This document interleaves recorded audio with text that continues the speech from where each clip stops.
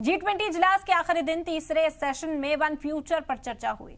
इससे काबिल G20 के तमाम लीडरान ने राजघाट पर पहुंचकर बाबा कौम महात्मा गांधी को खराज क़दर पेश किया और उनकी तालीमात को याद किया।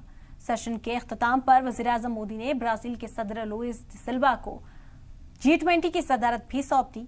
अब अगला G20 इजलास ब्राजील में होगा। इस मौके पर अमेरिकी सदर ने जो बाइडेन ने भी G20 पर कामयाब इनेकाद पर वज़ीर-ए-आज़म नरेंद्र मोदी को मुबारकबाद पेश की। वज़ीर-ए-आज़म मोदी ने सेशन के इख्तिताम पर G20 ममालिक के सरबराहान से खिताब भी किया। वज़ीर-ए-आज़म मोदी ने कहा कि हम सही सिमत में काम कर रहे हैं।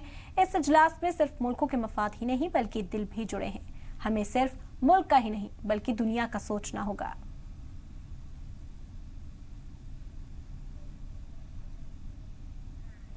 तो पीएम नरेंद्र मोदी ने सभी के साथ मुलाकात की। आपको बता दें कि सभी आज राजघाट भी पहुंचे थे। बाबा कौम महात्मा गांधी को खराज क़दर पेश करने के लिए उनकी जिंदगी पर भी रोशनी डाली गई। किस तरह का नजरिया महात्मा गांधी रखते थे उससे रूबरू कराया गया।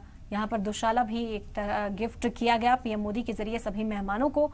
और ये खास तकरीब आज थी। G20 का दूसरा और आखिरी दिन आज था। मीटिंग्स का दौर लगातार जारी है। कुछ और ममालिक के साथ दोतरफा बातचीत पीएम नरेंद्र मोदी करते नजर आएंगे।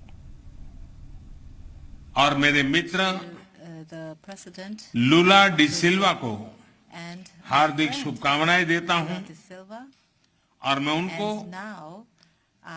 प्रेसिडेंसी का गेवल सौंपता हूं। जैसा आप सब जानते हैं, भारत के पास नवंबर तक G20 प्रेसिडेंसी की भी जिम्मेदारी है। अभी 2.5 महीने बाकी हैं। इन 2 दिनों में आप सभी ने अनेक बातें यहां रखी हैं, सुझाव दिए हैं, बहुत सारे प्रस्ताव रखे हैं। हमारी ये जिम्मेदारी है कि जो सुझाव आए हैं उनको भी एक बार फिर देखा जाए कि उनकी प्रगति में गति कैसे लाई जा सकती है। मेरा प्रस्ताव है कि हम नवंबर के अंत में G20 का एक वर्चुअल सेशन और रखें।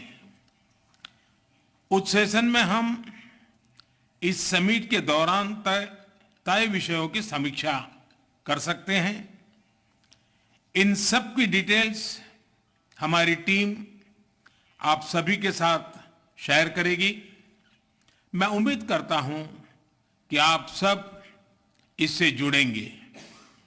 योर हाइनेसेस, एक्सेलेंसीज, इसी के साथ मैं G20 समिट के समापन की घोषणा करता हूं। One earth, one family, one future का रोड मैप सुखद हो